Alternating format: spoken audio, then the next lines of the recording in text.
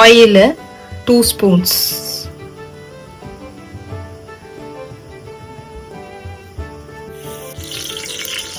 இப்போ oil boil ஆனதும் இதில் வந்து நம்ம அந்த பிரியாணிக்கான மாதிரி பே லீஃபு, பட்டை, கிராம்பு, ஏலக்காய், அப்புறம் பெருஞ்சீரகம் இது நான் வந்து இப்போ போட போகிறேன். இப்போது கட் பண்ணி வச்சுருக்கேன் ஆனியன் வந்து போட போகிறேன். கிரீன் சில்லி, சால்ட்டு, மஞ்சத்தூள், 3/4 டீஸ்பூன் சில்லி பவுடர் போகிறேன். டொமேட்டோ வந்து 1 டொமேட்டோ தான் நான் எடுத்திருக்கேன். அது பெரிய பூண்டு பேஸ்ட் நம்ம ஆல்ரெடி அரைச்சி வச்சுருக்கோம்.